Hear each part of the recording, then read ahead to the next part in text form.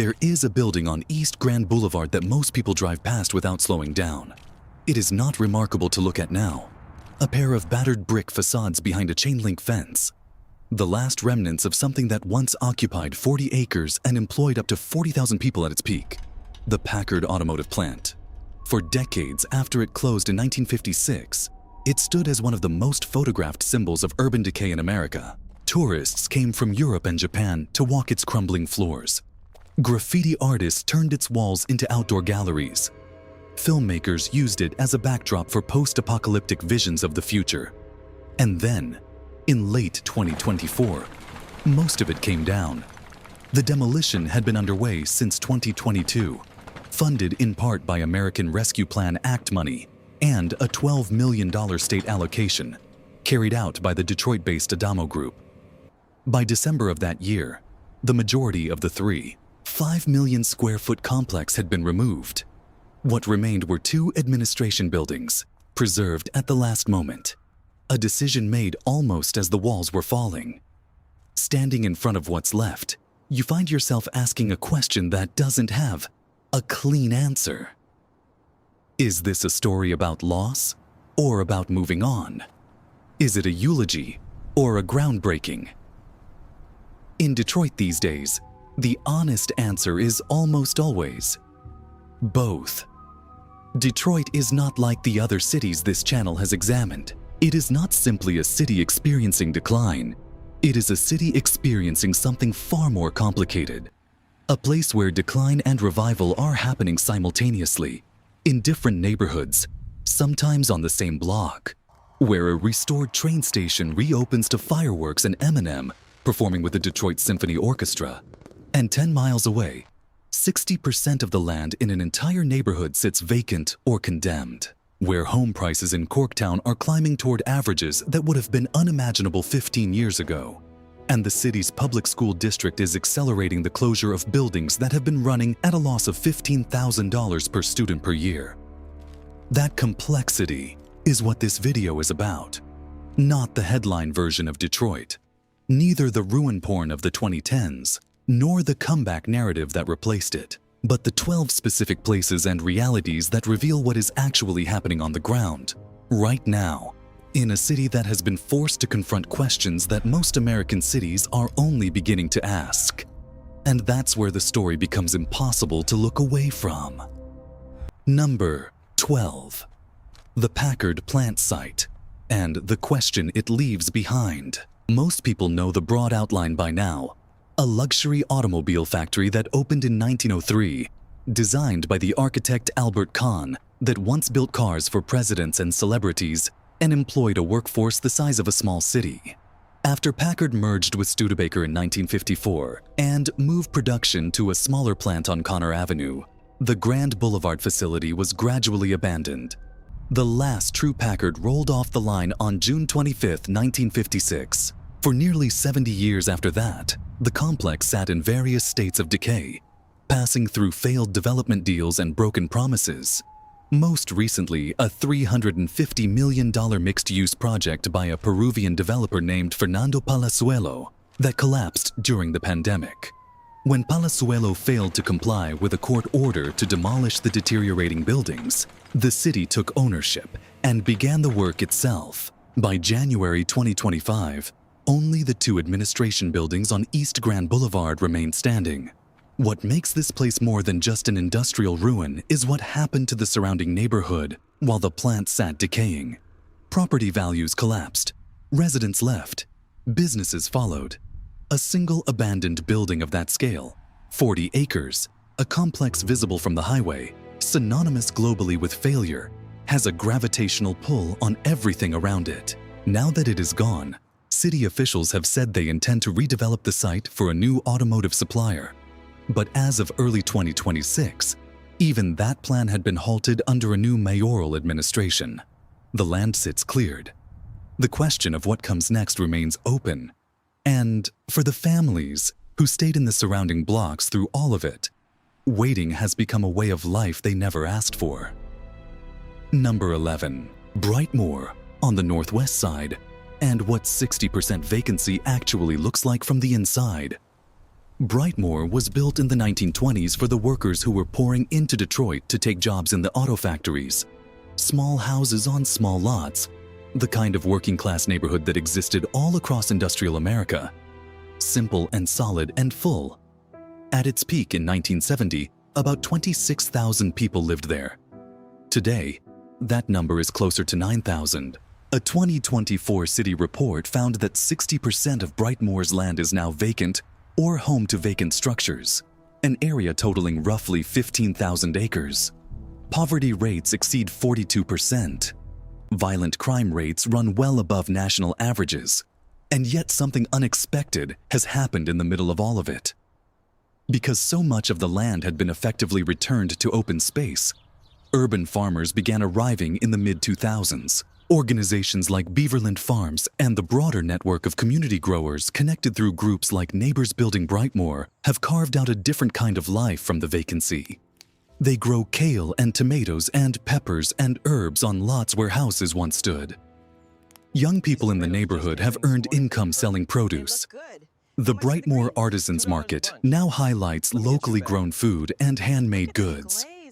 None of this is a solution to what Brightmoor has lost. As of 2025, 519 properties remain slated for demolition under Detroit's Proposal N, a $250 million blight removal initiative. The Brightmoor Neighborhood Framework Plan, finalized in June 2025 after years of community input, outlines strategies for the neighborhood's future.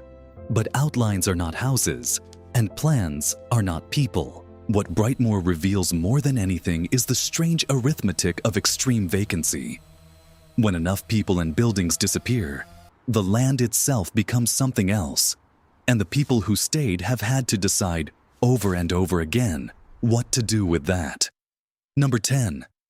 Michigan Central Station, the reopening that changed Corktown, and the displacement questions it raised. In June 2024, Ford Motor Company completed what may be the most consequential historic preservation project in recent American history. Michigan Central Station, the Beaux-Arts train depot that had sat abandoned since 1988, reopened to the public after a 6-year, roughly $1 billion restoration. The celebration was extraordinary. Diana Ross, Big Sean, Patti Smith, Jack White, and Eminem performing in Roosevelt Park. The Detroit Symphony Orchestra filling the restored Grand Hall with sound for the first time in decades. Ford had purchased the building in 2018 and transformed it into the centerpiece of a 30-acre innovation campus in Corktown, dedicated to mobility technology and future transportation research. For the neighborhood, the effects were immediate and double-edged. Corktown had already been changing. Small restaurants and bars and coffee shops had been steadily arriving for years, drawn by low rents and a sense of creative possibility. The Michigan Central project accelerated everything. New apartment buildings followed. The Preserve on Ash development brought 69 mixed-income units to North Corktown. Rents climbed. A new Detroit City FC soccer stadium is planned to open in the neighborhood by 2027. Researchers at Wayne State University who have studied the project noted what most long-term Corktown residents already knew from experience: that significant investment from outside, however well-intentioned, has a way of making a neighborhood more desirable in ways that reach people with resources first. The Stay Midtown program, developed by Midtown Detroit Inc. and Capital Impact Partners, had tried to address exactly this dynamic, creating subsidized housing to keep lower-income residents in place as the area around them rose in value. But programs designed to preserve affordability are always racing against market forces that operate at a different speed. And in Corktown in 2024, the market was moving fast. Number 9. The food access crisis that 65% of Detroiters live inside every week. The United States Department of Agriculture defines a food desert as a low-income census tract where many residents have trouble accessing a grocery store. By that definition, large portions of Detroit have qualified for decades. In the 1970s, the city lost more than half of its grocery stores as the population declined and national chains followed their customers to the suburbs. By 2007, after the closure of 2 additional supermarkets, Detroit was briefly the largest American city without a single full-service supermarket within its boundaries. Between 2017 and 2022 alone, Detroit lost 10 more full-line grocery stores, leaving 64.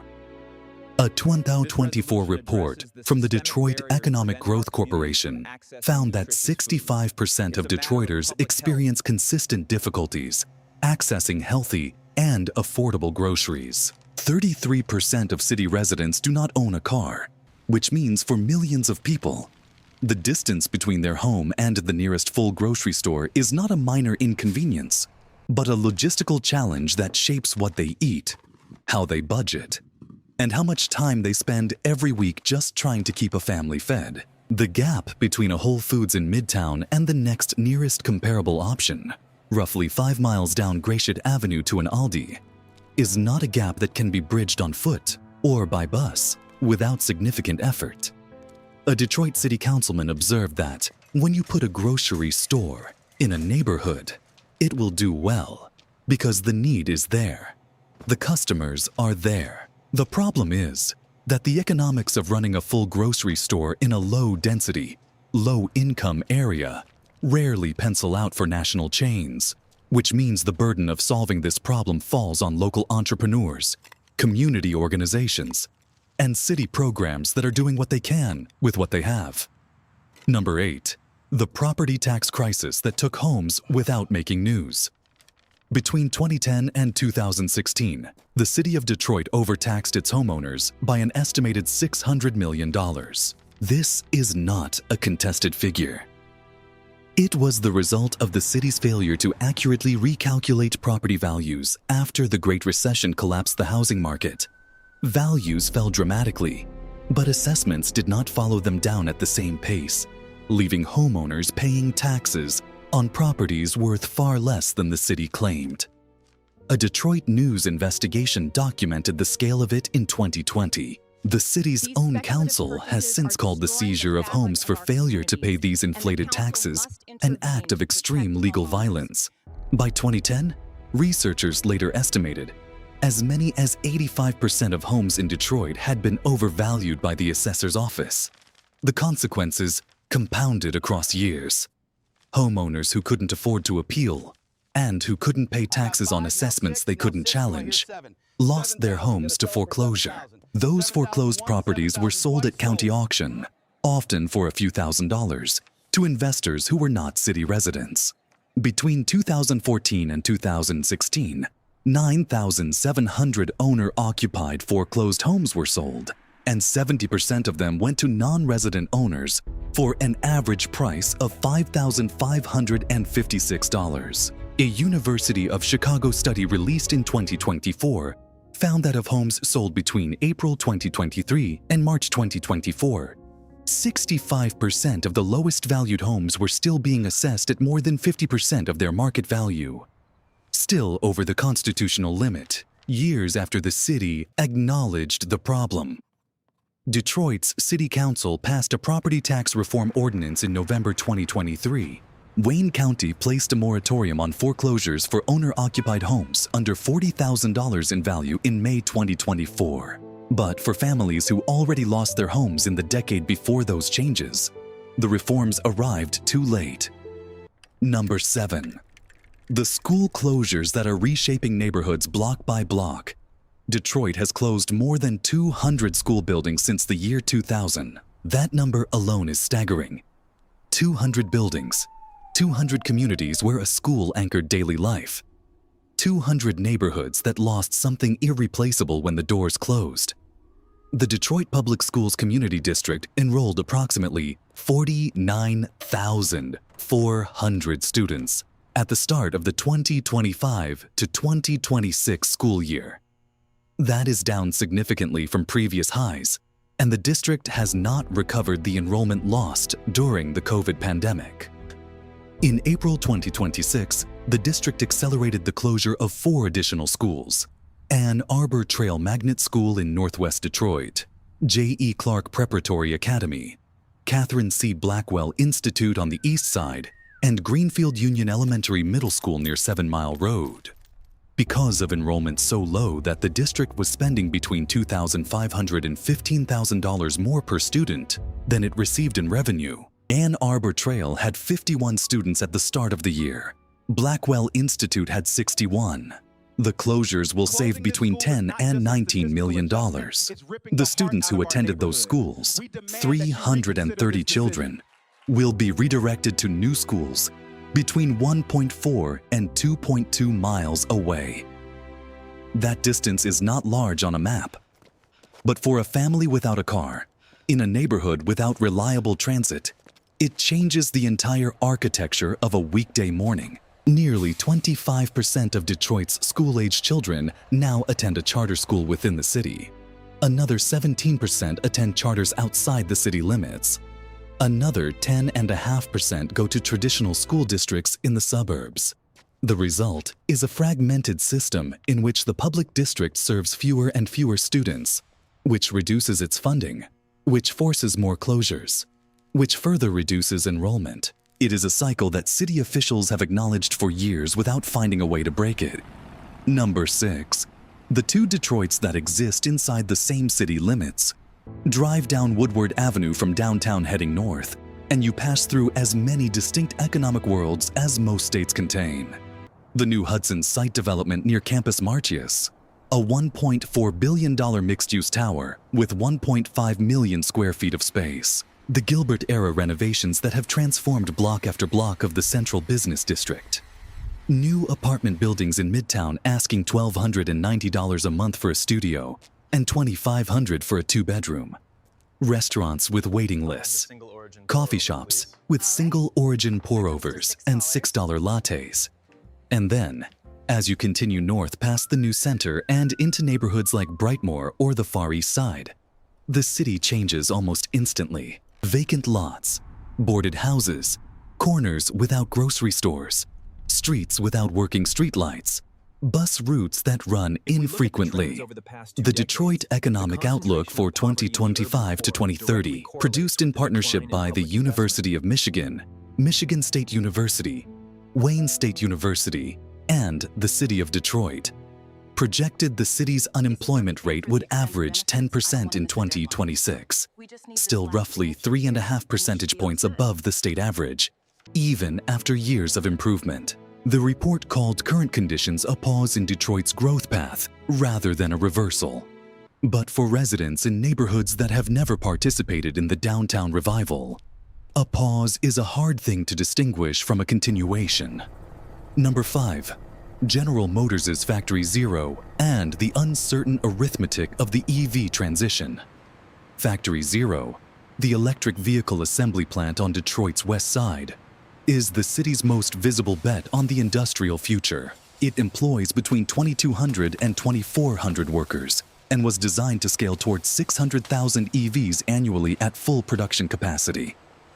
It is also the clearest example of the volatility that is running through the entire automotive industry right now.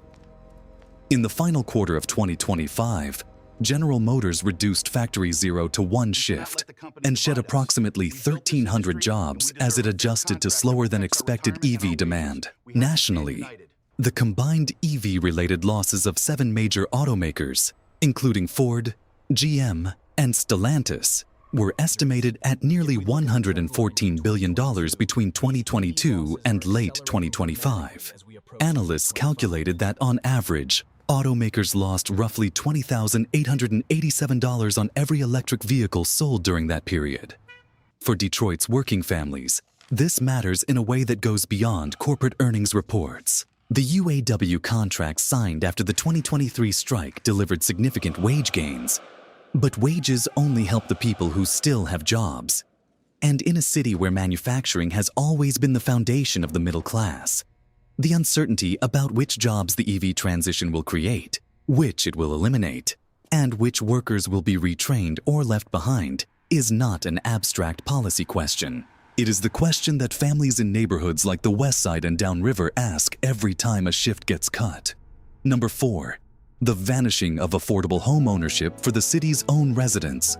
Detroit's housing story has 2 headlines that contradict each other. The first, Home prices in Detroit rose 26.9% year over year as of December 2024, with a median sale price of approximately $98,000, still far below the national median, but climbing steadily. Corktown and Midtown are running well above that average. The second headline: Detroit has one of the most severe affordability gaps in any American city when you measure housing costs against resident incomes rather than against other cities. The median household income in Detroit hovers around $35,000 annually. A midtown apartment asking $1,700 a month for a one-bedroom requires a household income of roughly $68,000 to be considered affordable under the standard 30% of income guideline. That is nearly double what the median Detroit household earns. The result is a city where investment is visible and genuine, but where much of the benefit flows to people who arrived with resources already in hand. Rising property values help homeowners who stayed, but they also raise property taxes, which brings back the cycle this video described in number 8. And for the renters who make up a significant share of Detroit's population, market rate renovations that convert older buildings create pressure from both directions. Rents go up, and the stock of genuinely affordable units continues to shrink. Number 3. Eastern Market and the tradition of community gathering that is being slowly redefined. Eastern Market has operated on Russell Street since 1891, making it one of the oldest and largest public markets in the United States. On Saturday mornings, it draws tens of thousands of people from across Metro Detroit. Longtime residents shopping for produce they've been buying at the same stalls for 20 years. New residents discovering it for the first time. Suburbanites making the drive in for the experience. It is one of the few places in Detroit where the full range of the city's population genuinely mingles. But Eastern Market is also a microcosm of the tension running through the entire city. In the years since the downtown revival began drawing new residents and investment, the market's surrounding district has attracted restaurants and bars and retail concepts aimed at a different customer than the one who has been shopping there for generations. Real estate around the market has risen sharply. Longtime vendors have faced rising stall costs. The market's identity as a neighborhood institution for working families competes with its growing identity as a destination experience. This is not unique to Detroit. Markets all across America have gone through versions of this evolution. But in Detroit, where the question of who the city is being rebuilt for runs so close to the surface, what happens at Eastern Market on a Saturday morning feels like a measure of something important. Number 2. The streets where the old Detroit still lives and what it costs to stay. On the east side of the city, in neighborhoods like Jefferson Chalmers and East English Village, there are blocks of solid brick bungalows and colonials that look largely as they did in 1960. Families who have been there for generations. Churches that have been meeting in the same buildings for 50 years. Block clubs that organize cleanups and watch out for each other's houses. These are not the neighborhoods that appear in the comeback stories. They are not Corktown or Midtown or the riverfront. They are the neighborhoods where the people who never left actually live. People who made a decision, often quietly, often without anyone taking note of it, to stay when others were going. Staying has had costs that are hard to quantify. Property values collapsed around them, meaning the equity that most American families build through home ownership largely failed to materialize. Schools closed, grocery stores left. The tax foreclosure crisis took homes from neighbors. Public transit became thinner. And now, as the city's revival concentrates investment in the central districts, the residents of neighborhoods like Jefferson Chalmers watch and wonder whether the rising tide will eventually reach their blocks, or whether they will continue to be the Detroit that doesn't make the promotional video. The University of Chicago's 2024 study on property assessments found that even now, after years of reforms, the lowest valued homes in the city, the ones in these neighborhoods, are still most likely to be assessed above their constitutional limit. The people who stayed are still being asked to carry more than their share. Number 1. The children who will inherit whatever Detroit becomes, and what they are being given to work with. Start with this. More than 200 school buildings have closed in Detroit since 2000. A child who started kindergarten in that city in the year 2000 graduated high school into a landscape that looked fundamentally different from the one their parents had known. Now imagine the child who started kindergarten in 2020. By the time they enter high school, 4 more schools will have closed this year alone. The neighborhoods they grew up in will have changed in ways that are hard to predict. The auto industry that their grandparents built their lives around is in the middle of a transition whose outcome is still genuinely uncertain. The housing their families live in may be worth more than it was. Or they may have lost it to a foreclosure driven by an unconstitutional tax assessment. And yet, Detroit is also, right now, the only city in America that has successfully challenged the Census Bureau's methodology and forced a revision in how its population is counted. It added nearly 5,000 residents in 2025, its 3rd consecutive year of population growth after more than 6 decades of continuous decline. Michigan Central Station is open. The Packard Plant site is cleared and waiting for something new. The urban farms of Brightmoor are growing food on land that once held houses. The people who stayed are still here. The question that Detroit's children will answer, the one that will take another generation to resolve, is whether the city being built around them is being built for them or for someone else. That question is not answered by a groundbreaking or a concert or a rising median home price. It is answered slowly and imperfectly by the choices made in the years between. Cities change. That is not in dispute. Detroit has changed more dramatically than almost any American city in living memory, collapsed further, stayed down longer, and is now, somehow, moving again in a direction that feels like something other than pure decline. But the places examined in this video, the cleared Packard site, the vacant acres of Brightmoor, the closing schools, the food deserts, the overtaxed homeowners, the families watching Corktown transform from a distance. These places are not just evidence of how far Detroit fell. They are evidence of what change costs when it is unevenly distributed, of who gets to participate in the revival and who watches it from the outside, of what it means to belong to a city that is becoming something new. The next question may be the most important one. Detroit is not alone in facing it. Across the industrial Midwest, in cities that shared Detroit's rise and its collapse, Cleveland, Baltimore, St. Louis, Pittsburgh, the same forces are arriving at different speeds. The same decisions about who gets to stay, who gets priced out, whose neighborhood gets the investment, and whose gets the demolition crew. What Detroit reveals is not just its own future. It is a preview of the choices that every struggling American city is going to have to make. And whether they get those choices right will determine what kind of country this becomes.